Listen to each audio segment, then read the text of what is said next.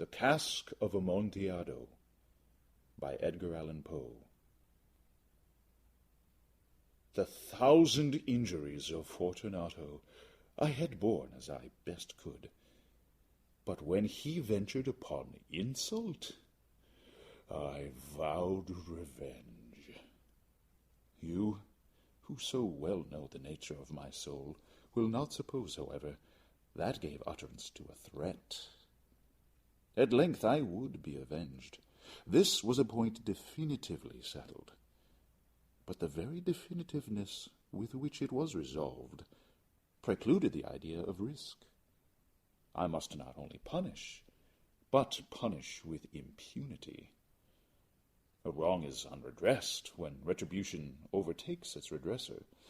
It is equally unredressed when the avenger fails to make himself felt as such to him who has done the wrong. It must be understood that neither by word nor deed had I given Fortunato cause to doubt my goodwill. I continued, as was my wont, to smile in his face, and he did not perceive that my smile now was at the thought of his immolation. He had a weak point, this Fortunato, although in other regards he was a man to be respected, and even feared. He prided himself on his connoisseurship in wine. Few Italians have the true virtuoso spirit. For the most part, their enthusiasm is adopted to suit the time and opportunity, to practice imposture upon the British and Austrian millionaires, in painting and gemmery. Fortunato, like his countrymen, was a quack, but in the matter of old wines he was sincere. In this respect I did not differ from him materially. I was skilful in the Italian vintages myself, and bought largely whenever I could. It was about dusk, one evening during the supreme madness of the carnival season, that I encountered my friend. He accosted me with excessive warmth, for he had been drinking much. The man wore motley. He had on a tight-fitting party-striped dress, and his head was surmounted by the conical cap and bells. I was so pleased to see him that I thought I should never have done wringing his hand. I said to him, "My dear Fortunato, you are luckily met. How remarkably well you are looking today.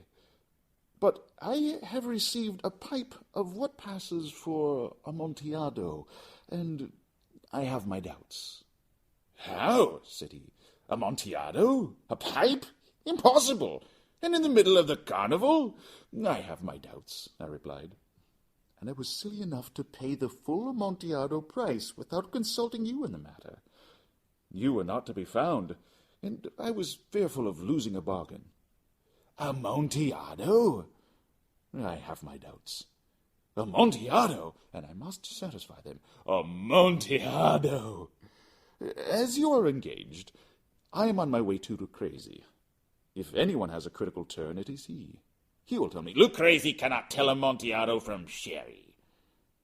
And yet some fools will have it that his taste is a match for your own. Come, let us go. Whither? To your vaults. My friend, no. I will not impose upon your good nature. I perceive you have an engagement. Lucrezi, I have no engagement. Come. My friend, no. It is not the engagement, but the severe cold with which I perceive you are afflicted. The vaults are insufferably damp. They are encrusted with nitre. Let us go, nevertheless. The cold is merely nothing. Amontillado. You have been imposed upon. And as for Lucrezi, he cannot distinguish sherry from Amontillado. Thus speaking, Fortunato possessed himself of my arm, and putting on a mask of black silk and drawing a roquelaire closely about my person, I suffered him to hurry me to my palazzo.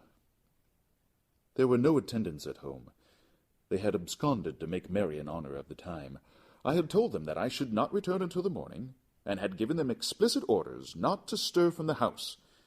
These orders were sufficient, I well knew, to ensure their immediate disappearance, one and all, as soon as my back was turned. I took from their sconces 2 flambeaux, and giving one to Fortunato, bowed him through several suites of rooms to the archway that led into the vaults. I passed down a long and winding staircase, requesting him to be cautious as he followed. We came at length to the foot of the descent, and stood together upon the damp ground of the catacombs of the Montresors. The gait of my friend was unsteady, and the bells upon his cap jingled as he strode. "The pipe," he said. "It is farther on," said I.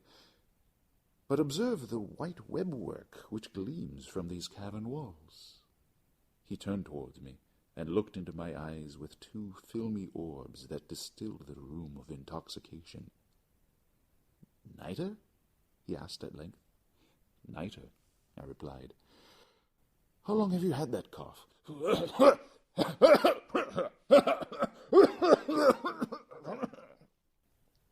My poor friend found it impossible to reply for many minutes. "It is nothing," he said at last. "Come," I said with decision, "we will go back. Your health is precious. You are rich, respected, admired, beloved. You are happy, as once I was. You are a man to be missed. For me, it is no matter. We will go back. You will be ill, and I cannot be responsible. Besides, there is Lucrezi." "Enough," he said. "The cough's a mere nothing. It will not kill me. I shall not die of a cough." True, I replied. "And indeed I had no intention of alarming you unnecessarily. But you should use all proper caution. A draught of this Medoc will defend us from the damps." Here I knocked off the neck of a bottle, which I drew from a long row of its fellows that lay upon the mould. "Drink," I said, presenting him the wine. He raised it to his lips with a leer. He paused and nodded to me with familiarity, while his bells jingled. "I drink," he said, "to the buried that repose around us." "And I to your long life." He again took my arm, and we proceeded. "These vaults," he said, "are extensive."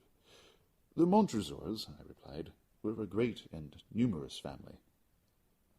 "I forget your arms." "A huge human foot door.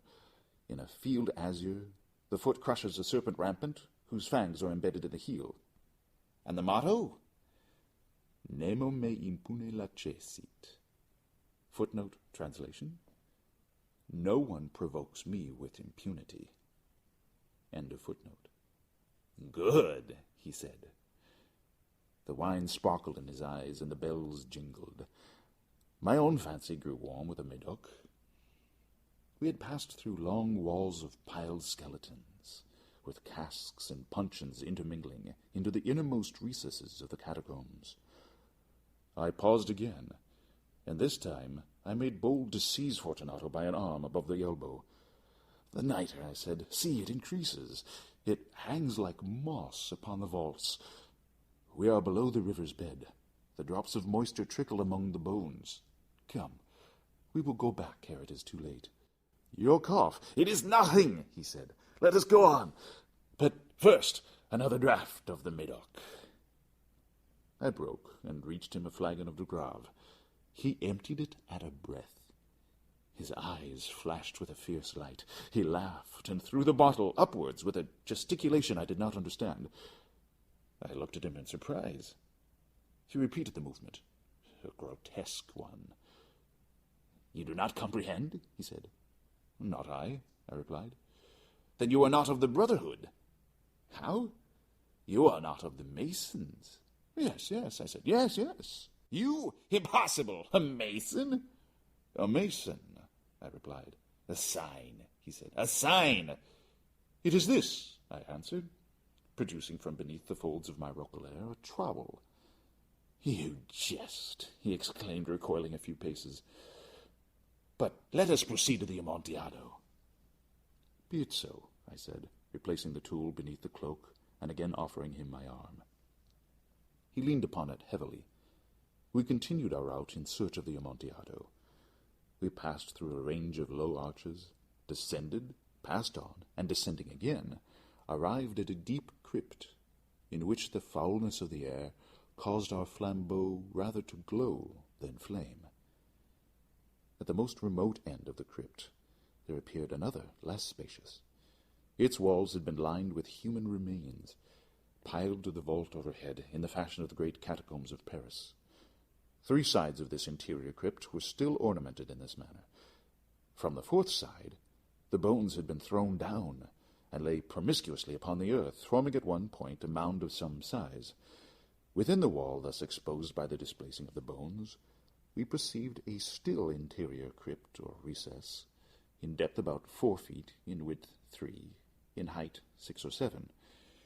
It seemed to have been constructed for no especial use within itself, but formed merely the interval between 2 of the colossal supports of the roof of the catacombs, and was backed by one of their circumscribing walls of solid granite. It was in vain that Fortunato, uplifting his dull torch, endeavored to pry into the depths of the recess.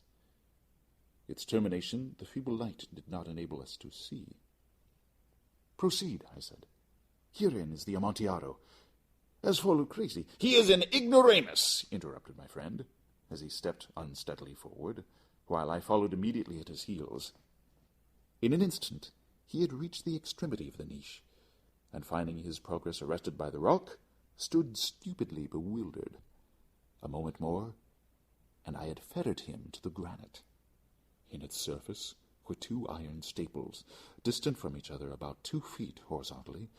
From one of these depended a short chain, from the other a padlock. Throwing the links about his waist, it was but the work of a few seconds to secure it. He was too much astounded to resist. Withdrawing the key, I stepped back from the recess. "Pass your hand," I said, "over the wall. You cannot help feeling the nitre. Indeed, it is very damp. Once more let me implore you to return." "No? Then I must positively leave you. But I must first render you all the little attentions in my power." "The Amontillado!" ejaculated my friend, not yet recovered from his astonishment. "True," I replied, "the Amontillado." As I said these words, I busied myself among the pile of bones of which I have before spoken. Throwing them aside, I soon uncovered a quantity of building stone and mortar. With these materials, and with the aid of my trowel, I began vigorously to wall up the entrance of the niche. I had scarcely laid the first tier of the masonry when I discovered that the intoxication of Fortunato had in a great measure worn off. The earliest indication I had of this was a low, moaning cry from the depths of the recess. It was not the cry of a drunken man. There was then a long and obstinate silence. I laid the 2nd tier, and the 3rd, and the 4th, and then I heard the furious vibrations of the chain. The noise lasted for several minutes, during which, that I might hearken to it with the more satisfaction, I ceased my labors and sat down upon the bones. When at last the clanking subsided, I resumed the trowel, and finished without interruption the 5th, the 6th, and the 7th tier. The wall was now nearly upon a level with my breast. I again paused, and holding the flambeau over the mason-work, threw a few feeble rays upon the figure within. A succession of loud and shrill screams, bursting suddenly from the throat of the chained form, seemed to thrust me violently back. For a brief moment I hesitated. I trembled. Unsheathing my rapier, I began to grope with it about the recess. But the thought of an instant reassured me. I placed my hand upon the solid fabric of the catacombs, and felt satisfied. I reapproached the wall. I replied to the yells of him who clamored. I re-echoed. I aided. I surpassed them in volume and strength. I did this, and the clamorer grew still. It was now midnight, and my task was drawing to a close. I had completed the 8th, the 9th, and the 10th tier. I had finished a portion of the last and the 11th. There remained but a single stone to be fitted and plastered in. I struggled with its weight. I placed it partially in its destined position. But now there came from out the niche a low laugh that erected the hairs upon my head. It was succeeded by a sad voice, which I had difficulty in recognizing as that of the noble Fortunato. The voice said, A very good joke indeed. An excellent jest. We will have many a rich laugh about it at the palazzo over our wine. The Amontillado, I said. Yes, the Amontillado. But is it not getting late? Will they not be awaiting us at the palazzo, the Lady Fortunato and the rest? Let us be gone. Yes, I said. Let us be gone. For the love of God, Montresor! Yes, I said. For the love of God. But to these words I hearkened in vain for a reply. I grew impatient. I called aloud, Fortunato! No answer. I called again, Fortunato! No answer still. I thrust a torch through the remaining aperture and let it fall within. There came forth in return only a jingling of the bells. My heart grew sick. It was the dampness of the catacombs that made it so. I hastened to make an end of my labor. I forced the last stone into its position. I plastered it up. Against the new masonry, I re-erected the old rampart of bones. For the half of a century, no mortal has disturbed them. In pace requiescat. End of The Cask of Amontillado by Edgar Allan Poe. Recorded by Jake Endress, Door County, Wisconsin,